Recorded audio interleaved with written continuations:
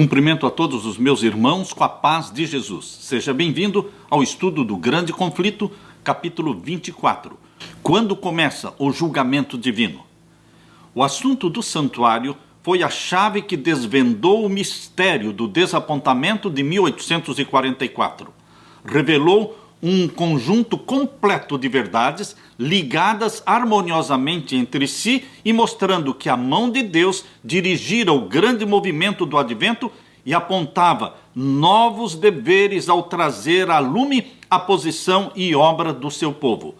Como os discípulos de Jesus, depois de uma terrível noite de angústia e desapontamento, alegraram-se muito ao verem o Senhor, assim se regozijaram então os que pela fé haviam aguardado o segundo advento. Esperavam que ele aparecesse em glória para dar recompensa aos seus servos. Vendo frustradas as suas esperanças, perderam de vista a Jesus e, como Maria, junto ao sepulcro, exclamavam: levaram o meu Senhor e não sei onde o puseram. Então, no lugar santíssimo, contemplaram de novo seu compassivo sumo sacerdote, prestes a aparecer como rei e libertador. A luz proveniente do santuário iluminou o passado, o presente e o futuro. Souberam que Deus os havia guiado por sua providência infalível. Se bem que, como os primeiros discípulos, eles não compreendessem as mensagens que estavam sendo por eles comunicadas, era esta, no entanto, correta em todos os respeitos. Proclamando-a, tinham cumprido o propósito de Deus, e seu trabalho não havia sido em vão no Senhor. De novo gerados para uma viva esperança, regozijavam-se com gozo inefável e glorioso. Tanto a profecia de Daniel, capítulo 8, verso 14, até 2.300 tardes e manhãs, e o santuário será purificado, como também a mensagem do primeiro anjo em Apocalipse capítulo 14, versos 6 e 7. Temei a Deus e dai-lhe glória, porque vinda é a hora do seu juízo. Ambas estas passagens das Escrituras indicavam o ministério de Cristo no lugar santíssimo, o juízo investigativo, e não a vinda de Cristo para resgatar o seu povo e destruir os ímpios. O engano que ocorreu em 1844 não foi na contagem dos períodos proféticos, mas no acontecimento a ocorrer no final dos 2.300 anos. Por este erro, os crentes sofreram desapontamento. Ao mesmo tempo em que lamentavam a derrocada das suas esperanças, transcorreu o acontecimento que fora predito pela mensagem e que deveria cumprir-se antes que o Senhor aparecesse para recompensar aos seus servos na segunda vinda. Cristo aparecera, mas não à terra como estavam esperando, mas conforme fora prefigurado tipicamente no santuário terrestre, Cristo viera ao Santíssimo do templo de Deus lá no céu. É Cristo representado pelo profeta Daniel em Daniel capítulo 7, verso 13, quando diz: eu estava olhando nas minhas visões da noite, e eis que vinha nas nuvens do céu um como filho do homem. E dirigiu-se, não à terra, mas ao ancião de dias, e o fizeram chegar até ele. Daniel 7, verso 13. Esse texto de Daniel 7,13, embora nos pareça falar da segunda vinda de Jesus, não está falando da segunda vinda de Jesus. Está dizendo da vinda do Filho do Homem, não à terra, mas ao ancião de dias. O ancião de dias é o Deus Pai, no lugar santíssimo, onde ele está sentado sobre o trono. Esta vinda é também predita pelo profeta Malaquias, que diz: de repente virá ao seu templo o Senhor, a quem vós o buscais, o anjo do concerto, a quem vós desejais. Eis que ele vem, diz o Senhor dos exércitos. Malaquias 3, 1. A vinda do Senhor ao seu templo foi súbita e inesperada para o seu povo. Não o buscaram ali. Esperavam que ele viesse à terra como labareda de fogo, tomando vingança dos que não conhecem a Deus e dos que não obedecem ao Evangelho. 2 Tessalonicenses 1, verso 8. O povo, porém, ainda não estava preparado para encontrar-se com o Senhor. Havia uma obra ainda a ser feita de preparo do povo para se encontrar com o Senhor. Ser-lhes-ia comunicada mais luz, dirigindo-lhes a mente ao templo de Deus no céu. E ao seguirem eles, pela fé, ao sumo sacerdote em seu ministério ali no santuário celestial, novos deveres seriam revelados. Outra mensagem de advertência e instrução deveria se dar à igreja. Quando esta mensagem for pregada, então os seguidores de Cristo estarão prontos para o aparecimento de Jesus nas nuvens do céu. Então a igreja estará gloriosa, sem mácula, nem ruga, nem coisa semelhante. Efésios 5, 27. Diz o profeta: quem suportará o dia da sua vinda? E quem subsistirá quando ele aparecer? Porque ele será como fogo do ourives e como sabão dos lavandeiros, e assentar-se-á, afinando e purificando a prata, e purificará os filhos de Levi, e os afinará como ouro e como a prata. Então ao Senhor trarão ofertas em justiça. Malaquias 3, versos 2 e 3.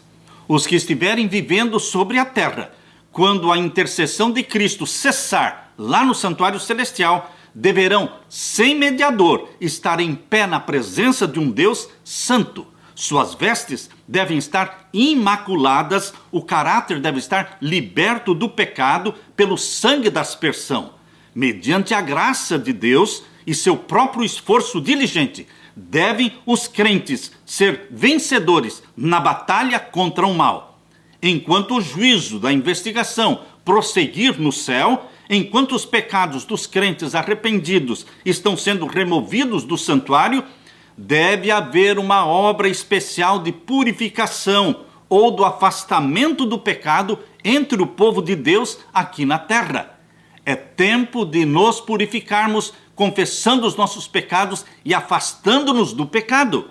É tempo para isso. Esta obra é mais claramente apresentada nas mensagens do capítulo 14 de Apocalipse, na mensagem dos 3 anjos.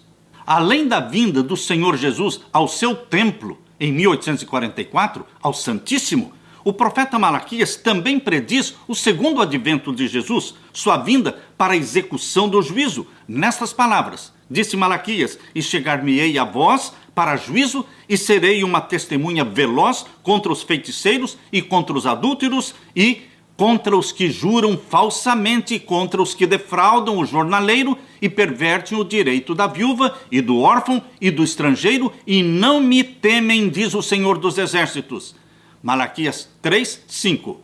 A esta mesma cena se refere o profeta Judas, quando ele diz: eis que é vindo o Senhor com milhares dos seus santos, para fazer juízo contra todos e condenar dentre eles todos os ímpios por todas as suas obras de impiedade. Judas, verso 14 e 15. Esta segunda vinda e também a vinda de Jesus ao seu templo, ao Santíssimo do Santuário Celestial, são acontecimentos distintos e separados. A vinda de Cristo ao Santíssimo como nosso sumo sacerdote para a purificação do santuário, a que se faz referência em Daniel capítulo 8, verso 14, e a vinda do Filho do Homem ao Ancião de Dias, como está apresentada em Daniel capítulo 7, verso 13, bem como em Apocalipse capítulo 5, verso 7, quando o leão da tribo de Judá vem até o Pai assentado no trono para receber o livro selado com 7 selos, estas passagens estão falando da vinda de Jesus Cristo ao Santíssimo do Santuário Celestial.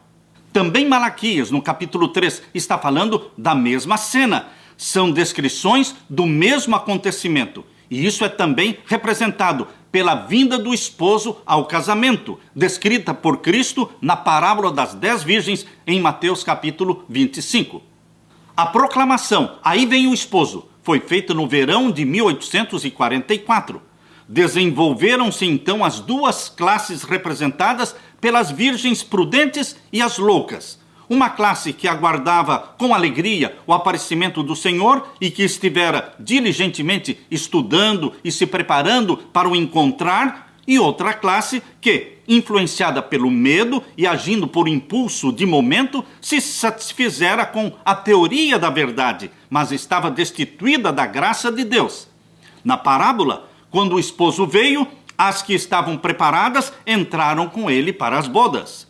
A vinda do esposo aqui referida, ela ocorre antes das bodas. O casamento representa a recepção do reino por parte de Cristo. A santa cidade, a Nova Jerusalém, que é a capital e representa o reino, é chamada de esposa, a mulher do Cordeiro. Disse o anjo para João: vem, mostrar-te-ei a esposa, a mulher do Cordeiro. E levou-me em espírito e mostrou-me a grande cidade, a santa Jerusalém, que de Deus descia do céu. Apocalipse 21, versos 9 e 10. Claramente, pois, a esposa representa a santa cidade, e as virgens que saem ao encontro do esposo são símbolo da igreja. No Apocalipse é dito que o povo de Deus é convidado para a ceia das bodas. Apocalipse 19, 9.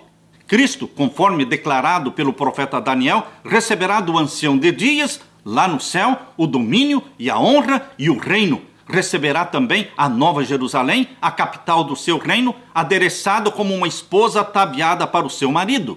Daniel 7,14 e Apocalipse 21, verso 2.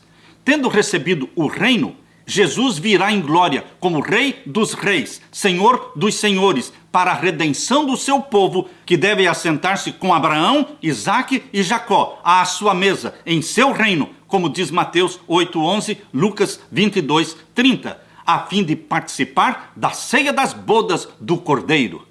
A proclamação, aí vem o esposo, feita no verão de 1844, levou milhares a esperar o imediato advento do Senhor naquela data. No tempo indicado, o esposo veio, mas não para a terra, como o povo esperava, mas veio ao ancião de dias, lá no céu. Veio para a recepção do seu reino. Por isso, aqui em Daniel 7, verso 13 e 14, explica que Jesus Cristo veio ao ancião de dias, no Santíssimo, para a recepção do seu reino, porque o juízo celestial é que resultará na entrega do reino a Jesus Cristo. Nós lemos aqui no verso 14: e foi-lhe dado o domínio e a honra e o reino para que todos os povos, nações e línguas o servissem. O seu domínio é um domínio eterno, que não passará, e o seu reino, o único que não será destruído. Este reino será entregue a Jesus Cristo no final do juízo de investigação lá no santuário celestial. Todos os que, mediante o testemunho das Escrituras Sagradas, aceitam as mesmas verdades, seguindo a Jesus Cristo pela fé, ao entrar ele à presença de Deus no Santíssimo do Santuário Celestial para a sua última fase de ministério lá no Santuário do Céu, que será no Santíssimo, no final dela, ele vai receber o seu reino. E todos estes que acompanham Jesus Cristo pela fé, lá no seu ministério no Santíssimo, todos estes são representados como indo às bodas. A mesma figura de casamento é apresentada também na parábola de Mateus capítulo 22, onde claramente se apresenta o juízo de investigação como ocorrendo antes das bodas. Previamente às bodas, vem o rei para ver os convidados, Mateus 22, 11, a fim de verificar se todos os que estão ali estão vestidos de trajes nupciais, vestes imaculadas do caráter, lavado e embranquecido no sangue do Cordeiro. Apocalipse 7, 14. O que é encontrado em falta é lançado fora, mas todos os que, sendo examinados, se verificar terem vestes nupciais, são aceitos por Deus e considerados dignos de participar do seu reino e assentar-se em seu trono. Esta obra de exame do caráter, para determinar quem está preparado para o reino de Deus, é chamada de juízo de investigação, obra final do santuário do céu. Quando a obra de investigação se encerrar, examinados e decididos os casos dos que em todos os séculos professaram ser seguidores de Cristo, então, somente então, se encerrará o tempo da graça, fechando-se a porta da misericórdia. Assim, esta breve sentença: as que estavam preparadas entraram com ele para as bodas e fechou-se a porta. Esta frase nos conduz, através do ministério final do nosso Salvador Jesus, lá no Santíssimo, ao tempo em que ele completará a grande obra de investigação para a salvação do homem, e então a porta da graça será fechada. Este assunto não foi entendido pelos adventistas mileritas em 1844. Depois de passado o tempo em que era esperado o nosso Salvador, acreditavam eles ainda estar próxima à sua vinda. mantinham eles a opinião de haverem chegado a uma crise importante e que cessara a obra de Cristo como intercessor do homem perante Deus. Criam eles que, passado o tempo de 1844, a porta da graça já estava fechada. Acreditavam que o tempo da graça tinha terminado. Porém, uma luz mais clara surgiu pela investigação do assunto do santuário. Eles viram, agora que estavam certos em crer que o fim dos 2.300 anos, em 1844, assinalava uma crise importante. Mas, conquanto fosse verdade que se achava fechada a porta do lugar santo, não era verdade que estava fechada a porta da graça. Por quê? Porque quando Jesus fechou a porta que dá acesso ao lugar santo, ele abriu a porta que dá acesso ao Santíssimo. A graça continua disponível aos pecadores. Encerrara-se uma parte do ministério de Cristo para dar lugar à última fase do ministério de Cristo. Havia ainda uma porta aberta para o santuário celestial, onde Cristo ministra a favor dos pecadores. Aleluia! Compreendia-se agora a aplicação das palavras de Cristo em Apocalipse, quando ele se dirigiu à igreja de Filadélfia e disse assim: isto diz o que é santo, o que é verdadeiro, o que tem a chave de Davi, o que abre e ninguém fecha, e fecha e ninguém abre. Eu sei as tuas obras, e eis que diante de ti pus uma porta aberta, e ninguém a pode fechar. Apocalipse 3, 7 e 8. Os que pela fé seguem a Jesus nesta grande obra de expiação no Santíssimo recebem os benefícios da sua mediação em seu favor, enquanto que os que rejeitam a luz apresentada neste ministério não são por ela beneficiados. Os judeus que rejeitaram a luz dada por ocasião do primeiro advento de Cristo e se recusaram a crer nele como Salvador do mundo, não poderiam receber o perdão por meio de Jesus, quando Jesus subiu ao céu e foi entronizado no santuário celestial. Os judeus que rejeitaram a luz dada por ocasião do primeiro advento de Cristo e se recusaram a crer nele como Salvador do mundo, não poderiam receber o perdão por meio de Jesus Cristo, quando ele ascendeu ao céu e foi entronizado no santuário do céu como nosso sacerdote, nosso mediador. Quando Jesus, através do seu próprio sangue, entrou no santuário celestial, a fim de derramar sobre os discípulos as bênçãos da sua mediação, os judeus foram deixados em completas trevas, continuando com os sacrifícios e ofertas inúteis no templo de Jerusalém. E isto durou até o ano 70, quando o templo foi destruído. O ministério do sacrifício dos animais, que eram tipos do verdadeiro, que eram sombras das coisas celestiais, já tinha cessado, porém os judeus que rejeitaram a Jesus continuavam praticando aquele cerimonial. Os judeus continuaram buscando perdão no santuário da terra, quando o santuário da terra não mais tinha valor. Recusavam-se a seguir Jesus Cristo pela fé, lá no santuário do céu, onde Cristo ministrava pelos pecadores.